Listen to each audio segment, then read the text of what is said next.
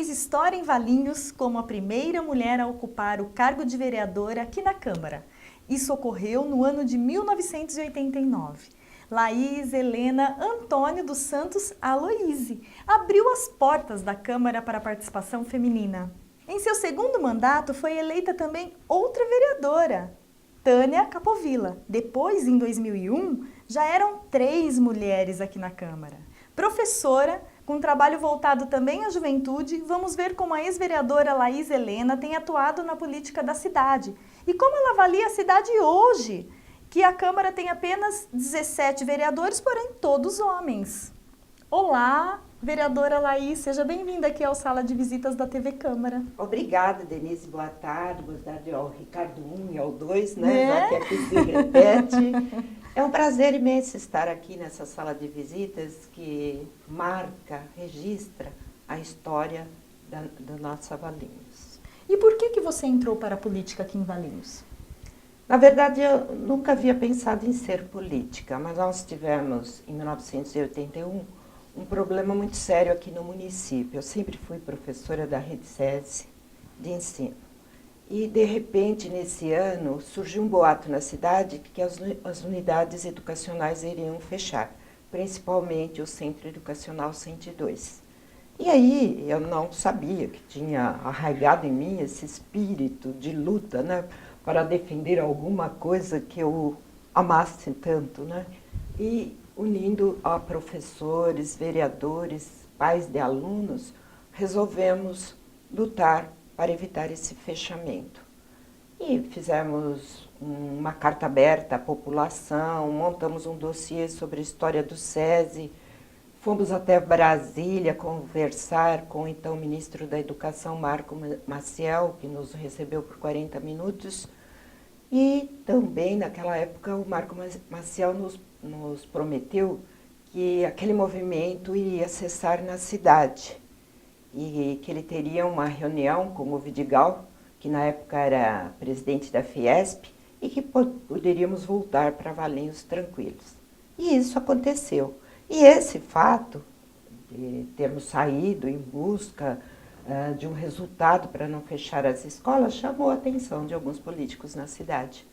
Eu acabei sendo convidada naquela época pelo PFL para sair candidata e levei um susto. E eu disse não, porque não era meu objetivo, não foi com essa intenção a nossa luta, né?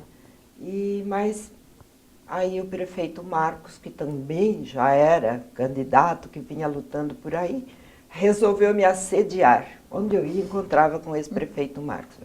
Professora, na próxima eleição a senhora vai ser candidata a vereadora. E eu sempre dizendo não, não, até que chegou 1988. E aí ele, de certa forma, forçou uma conversa para que eu tomasse uma decisão.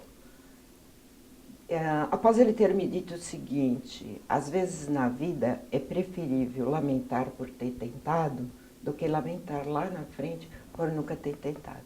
E essa colocação me fez realmente, pelo menos, tentar.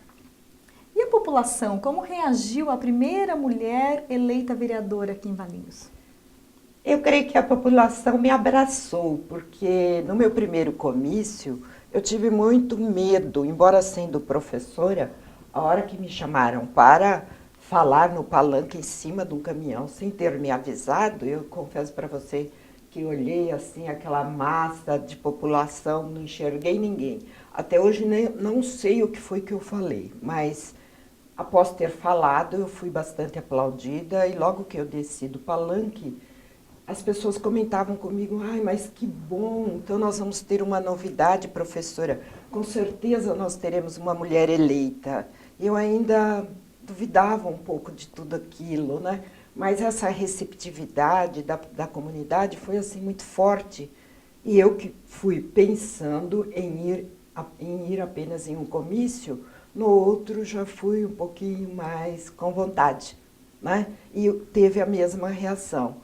Aí me senti fortalecida e continuei com a minha campanha bem mais à vontade. Você se lembra de algum preconceito por ser mulher na política, de ter sofrido algum preconceito? Durante a minha campanha, eu acredito que não. Se houve, talvez eu não tenha percebido, porque a receptividade foi assim tão marcante, tão forte, que em nenhum momento eu senti durante a campanha que tivesse alguma coisa contra eu ser mulher e ser da raça negra. Haja vista a minha eleição, né?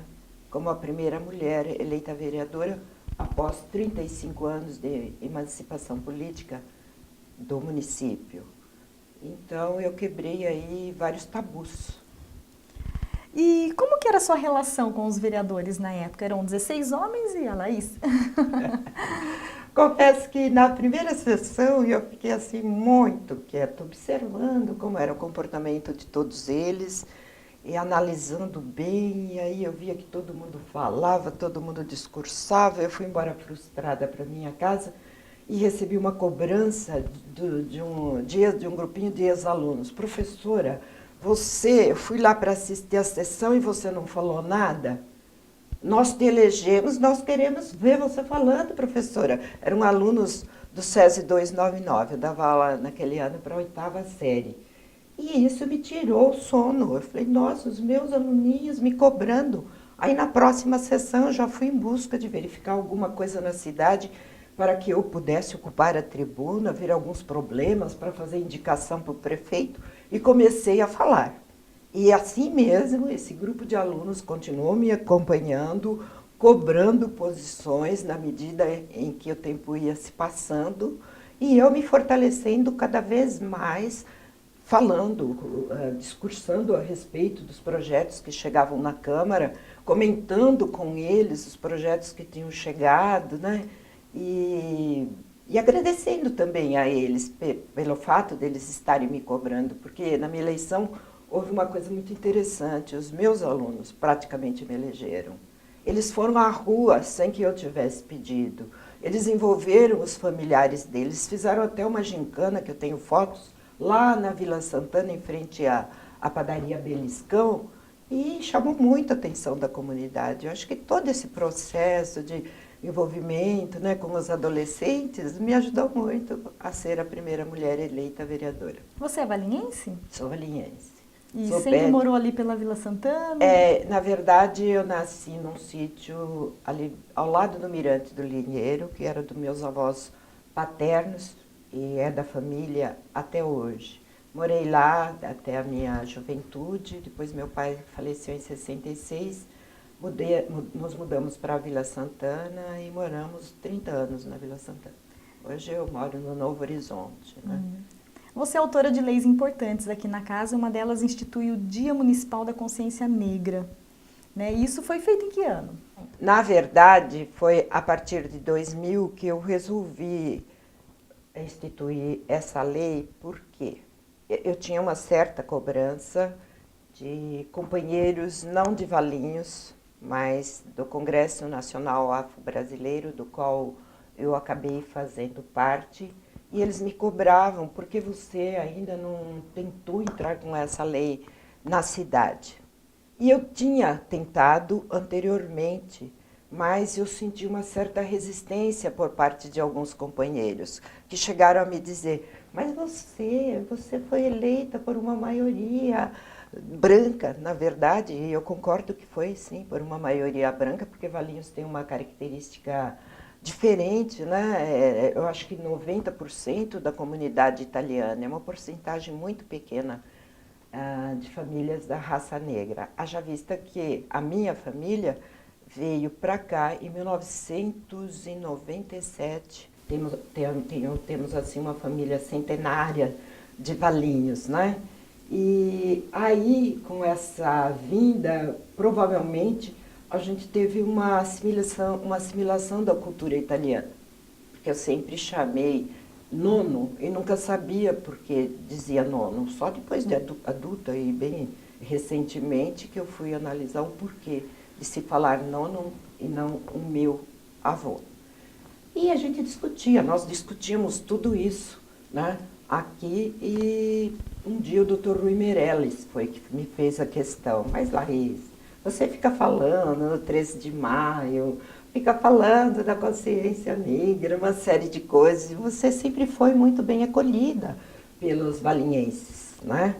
Eu disse, sim, eu sempre não nego, esse acolhimento foi perfeito, nunca percebi qualquer coisa que diminuísse a minha pessoa, né, por ser de outra raça, mas, na verdade, não podia perder a minha identidade, né? Então, acabei fazendo essa lei e eu diria que seria mais ou menos assim, se pedisse para os alemães, para os japoneses, deixem de falar sobre a Segunda Guerra Mundial, jamais conseguiria, porque é história, né? E um povo que não tem história não tem memória.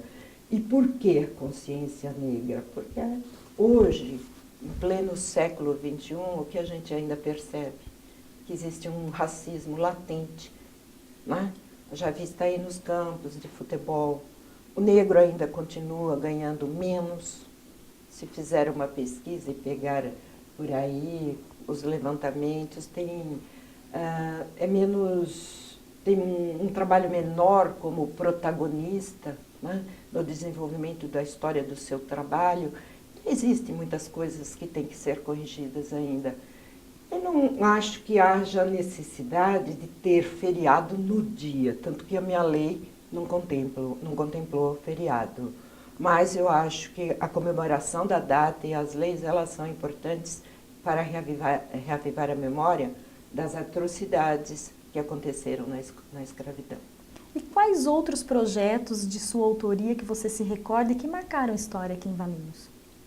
Olha, tem uma lei que eu acho bastante interessante, é sempre voltada para a educação, que é o da biblioteca ambulante, que todos os governos que passaram após a aprovação da minha lei, todos eles realmente fizeram funcionar. E o atual também já funcionou em algum período, agora me parece que está meio parada, mas existe uma cobrança para que volte a funcionar. Existe uma outra lei que é do adote uma nascente. Eu acho assim, de uma pertinência assim, muito grande pelo momento que nós estamos vivendo aí com os problemas dos recursos hídricos, né?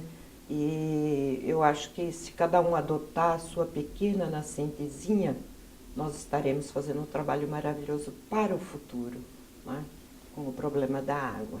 Você foi eleita pelo PMDB, então, a primeira vez e se manteve no PMDB, é isso? Sim, 3 legislaturas sempre no PMDB e outras candidaturas. E hoje você está no PMDB? Continuo no PMDB. Eu tenho, assim como princípio, eu não tenho nada contra quem resolve mudar de partido, mas eu acho que eu defendo a questão de uma ideologia mesmo latente. Você é desse partido, ele está mal, você tem a obrigação de fazer alguma coisa para que ele melhore. Você não precisa mudar de partido porque o seu está ruim. Você faz uma análise, de um modo geral, aí, nos partidos, e o que a gente verifica? Todos têm problemas. Até aqueles que se diziam paladinos da moralidade incorreram em problemas. Então, fica difícil você dizer que tem um partido que não tenha um problema a ser resolvido. E por isso que eu acho, fique no seu partido, vamos tentar fazer alguma coisa para transformá-lo. Vamos aceitar as críticas, ver no que a gente possa melhorar e tal. Mas se também tiver uma outra linha de pensamento, temos que respeitar, né? Cada um toma a sua decisão. Essa é a minha linha de pensamento. Eu defendo isso e acredito nunca mudar. Tive muitos convites, tive convites sérios. Eu quero até citar um aqui do Dr. Vitório, em uma das minhas legislaturas, que me chamou no gabinete, conversou comigo, falou que se eu mudasse de partido, eu teria todas as honrarias, né? Seria recebida com todas as honrarias no partido dele. E eu ouvi, porque tinha uma amizade particular com ele, era o meu dentista também, né? Antes de ser prefeito. E depois eu disse para ele, olha, eu agradeço imensamente, me sinto tremendamente honrada, mas eu não conseguiria mudar do meu partido para qualquer partido que fosse. E recebi dele um elogio. Ele me disse, eu não esperava, embora eu tenha feito o convite, eu não esperava de você outra resposta. E eu fiquei muito feliz com isso. E você, no primeiro mandato como vereadora, tinha o prefeito Marcos, ou, portanto, você era da situação, né? Depois, o Dr. Moisés assumiu, né? Você também, o PMDB, colaborou com o Dr. Moisés, pelo menos no começo, mas depois você foi oposição, né? De 2001 a 2004. O que é mais fácil, ser situação ou oposição aqui na Câmara? A gente sempre ouve as pessoas dizerem que ser oposição é muito mais fácil, né? Eu acho que seria fácil assim para quem pensa em ser oposição e dizer eu não vou propor nada porque eu sou oposição. Também não vou deixar trabalhar, não vou aprovar nada, vou criar uma série de obstáculos, aí seria muito fácil. Eu considero muito difícil ser oposição, porque você tem que ter muito bom senso, muito equilíbrio, e às vezes você tem projetos que são projetos sociais e você tem que pensar em primeiro lugar na comunidade. E aquilo que muitas vezes deveria, ou por ser oposição, acabar sendo uma quebra de braço, acaba terminando um aperto de mão, porque você pensou em primeiro lugar na comunidade. Agora, ser oposição ou ser situação, eu vejo com a mesma responsabilidade, porque qual dever, tanto em um poder como o outro, você fiscalizar e discutir os problemas sérios.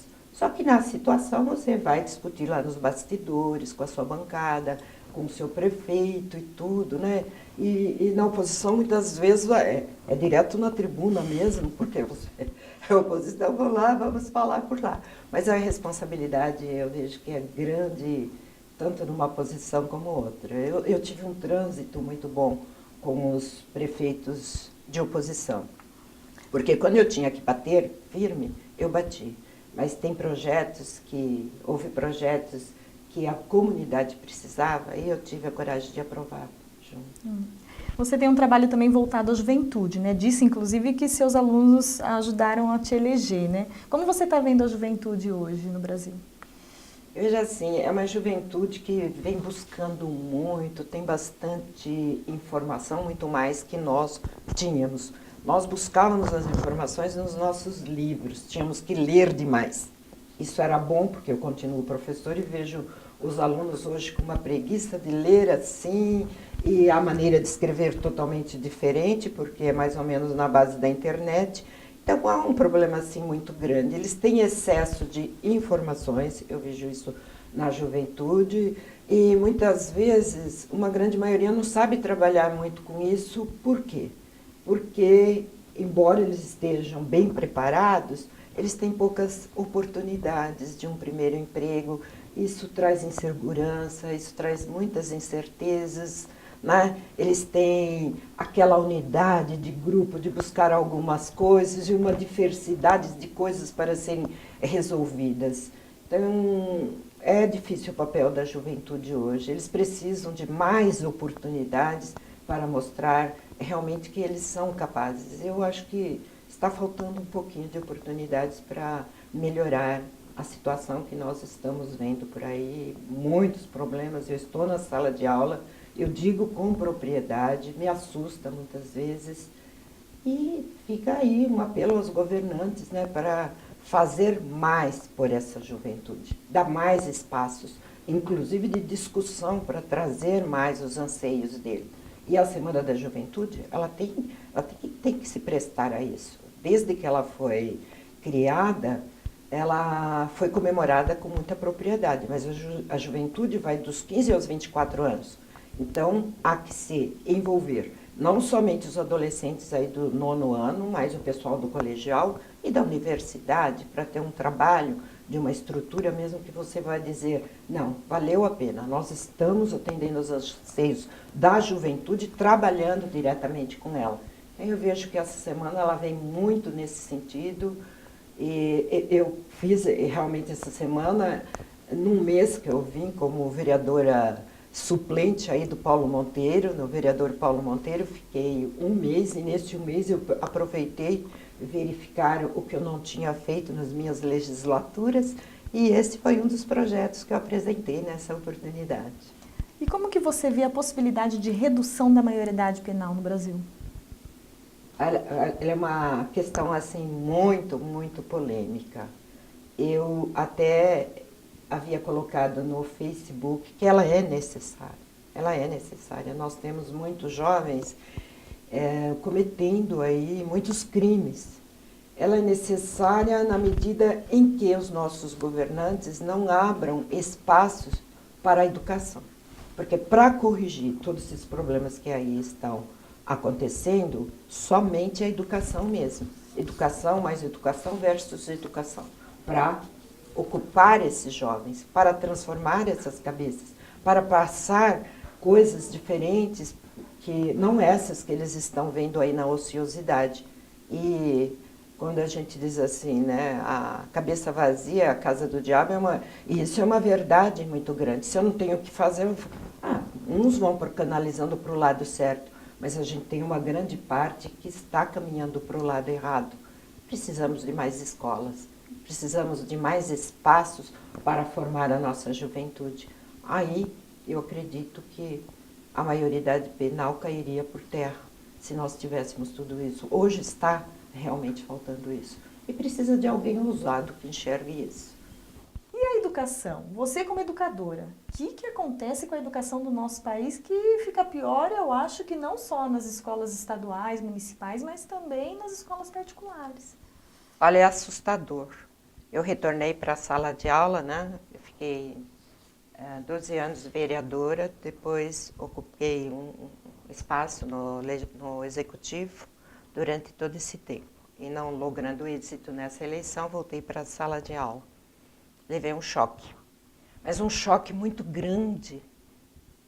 Eu não sei se onde eu estou, né? Eu estou na rede municipal de Campinas, mas eu converso com outros educadores de outras cidades, a gente vê a televisão, está realmente assustador. O que eu acho que precisa acontecer é uma revisão muito grande, principalmente nas universidades, porque eu vejo muitas pessoas falando vamos corrigir aqui na base, no ensino médio, e na minha cabeça seria a formação a partir das universidades, porque na verdade houve uma massificação de faculdades, o preparo não é mais como era antigamente.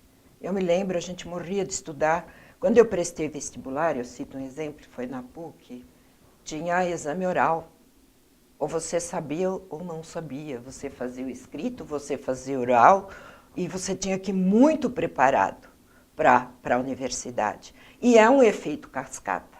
À medida que a universidade cobra de você, você sai de lá, não diria um profissional, porque é formado com mais exigência, e você vai passar isso para os seus alunos, e os seus alunos vão passar para o outro, é um efeito cascata.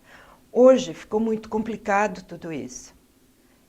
Além de tudo, nós tivemos essa questão da progressão continuada, e isso acabou com o ensino. Eu digo assim, de cátedra, acabou com o ensino. Eu estou dando aula para alunos que são analfabetos funcionais. E estão sendo aprovados, e isso vai seguindo. Não sei como nós vamos resolver isso. Não dá para esperar mais o caos, porque o caos está no aqui e no agora. Tem que se partir para uma transformação urgente, urgente.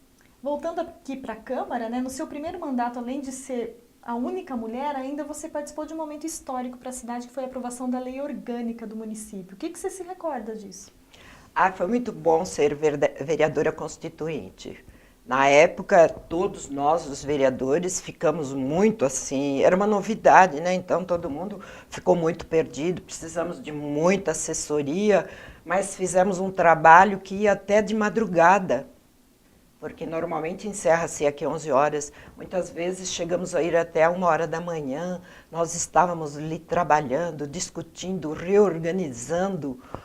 E foi assim uma alegria imensa quando nós conseguimos realmente fazer a primeira lei orgânica do município, que deu um norte para a cidade, né?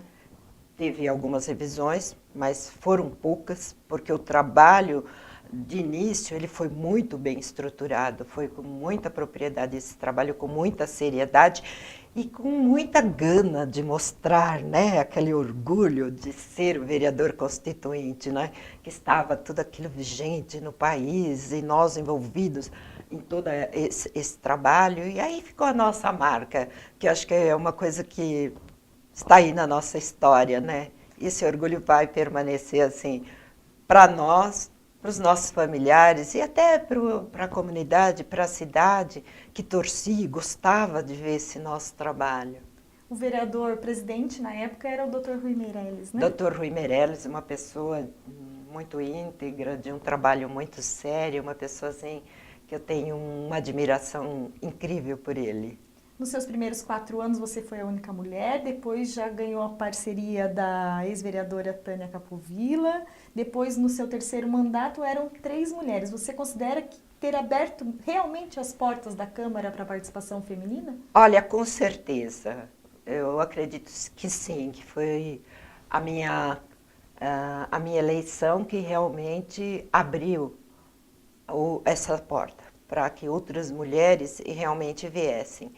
Foi com muita facilidade que a vereadora Tânia Capovilla, infelizmente hoje falecida, né, faleceu precocemente, foi eleita. E em 2000 também, sempre discursando, fazendo um trabalho voltado para a mulher, nós conseguimos eleger mais 2, né, comigo 3. E eu acredito ter sido realmente a pioneira. Por quê? Porque assim que eu fui eleita e sabendo que a Câmara tinha 17 vereadores, só eu, aliás, e só eu de mulher, eu tinha que fazer alguma coisa pela mulher. E no início fiquei assim, o que fazer? Porque você chega na Câmara achando que vai fazer tudo, que vai transformar tudo, e aí chega aqui, sofre uma decepção, todos sofrem uma decepção, porque não vai depender só de você. Você vai discutir, vai ser aprovado ou não vai ser aprovado, mas a hora que você vem, você tem todo esse sonho, né, de modificações. E aí eu comecei com um artigo na Folha de Valinhos, eu me lembro, falando da importância do Dia Internacional da Mulher, que aqui no município nunca tinha sido comemorado. Na época, eu estava na época da gestão do prefeito Marcos e juntamente com a doutora Adriana, resolvemos fazer um congresso da mulher. Ousamos fazer um congresso da mulher. Foi o nosso primeiro lá no antigo Valinhos Clube, hoje Centro de Convivência da Terceira Idade. E fizemos um congresso voltado não só para as mulheres do município, mas para as mulheres da região, primeira-damas e tudo. Conseguimos trazer 300 mulheres. Eu tenho fotos de tudo isso. E ousamos fazer depois um segundo congresso. E a primeira vez que comemoramos o Dia Internacional da Mulher, pensamos em ousar. Resolvemos fazer uma passeata. Chamamos as mulheres, achando que depois de ter aparecido 300 mulheres num congresso e no outro 200 e tanto, quase 300, poríamos 300 mulheres na rua. Apareceram acho que dá para contar, umas 15 mulheres. Nós mesmas e mais algumas. E nós, com cartazes e tudo, a Adriana tinha recém tido nenê, né? Tinha nascido a Marina, que estava acho que com 7 dias. E aí, saímos ou não saímos? Não, está programado, vamos sair. E saímos lá, aquela meia dúzia de mulheres com cartazinho, e passamos pela rua, fizemos o nosso protesto. E eu acho que isso mostrou coragem, porque ali não valeu a quantidade, valeu que nós ousamos fazer uma caminhada numa cidade conservadora como a nossa. Eu nasci aqui, digo que Valinhos é uma cidade conservadora, vem modificando aí ao longo do tempo. E mais para frente foi então que eu pensei na criação da lei do Conselho Municipal dos Direitos da Mulher, que também não foi muito simples para aprovar na Câmara. Teve realmente, muda aqui, muda lá, mas por que isso, aquilo, enfim. Mas acabou sendo aprovado por unanimidade. E o Conselho está aí hoje com 20 anos, 21 anos, fez esse ano, né, funcionando. Hoje mesmo de manhã tivemos uma reunião do Conselho, estamos caminhando. Conquistamos a coordenadoria da mulher, né, durante um período, hoje também parada, o que é lamentável, é uma coisa que não dá para aceitar, que a Coordenadoria da Mulher não esteja funcionando, em que eu respeite o andamento da administração, mas eu acho que é uma conquista da mulher e essa conquista não poderia parar. Já foi difícil chegar até lá. Foi um parto para chegar até o Conselho, até a Coordenadoria da Mulher. E, de repente, ela está aí inativa. Aí, em 95, a Câmara Municipal aprovou que eu fosse no 4º Congresso Mundial da Mulher, na China. Essa foi uma experiência muito grande enquanto mulher. Participei lá e tinha aqueles fones, eu ouvia em espanhol, montei apostilas a respeito de tudo que nós lá fizemos. Tenho até hoje essas apostilas, que nos ajudou já aqui na Câmara em muitas coisas. E participei depois da Comissão da Mulher para a elaboração das propostas da mulher latino-americana. Então, lá no Memorial da América Latina, junto com outras mulheres de outros estados e até do Chile, que estavam lá e tal, nós fizemos essas propostas para os governos. Então, foi um trabalho assim que foi num crescente e que realmente trouxe resultados. A gente sente que a mulher avançou, mas há muito para conquistar ainda. Hoje nós temos 17 vereadores, todos homens. O que você pode dizer, olhando para as câmeras, para a mulher valiense? Acho muito interessante. É uma coisa assim que até me emociona, não é uma emoção assim de tristeza mesmo, de saber que não tem nenhuma mulher. Não por eu não estar lá, eu, a Laís mulher, mas uma mulher que estivesse representando a nossa classe, seria maravilhoso. Eu acho que a Câmara perde muito. E fica aqui o meu apelo à população valiense para verificar isso. Porque uma Câmara onde tem uma mulher, ela tem uma outra sensibilidade. Eu sei disso, porque quando eu cheguei aqui com 17 homens, com 16 homens, muitas coisas mudaram aqui. E eles confessaram isso, que houve mudança na postura, no próprio vocabulário, na estrutura da Câmara, nas nossas discussões internas.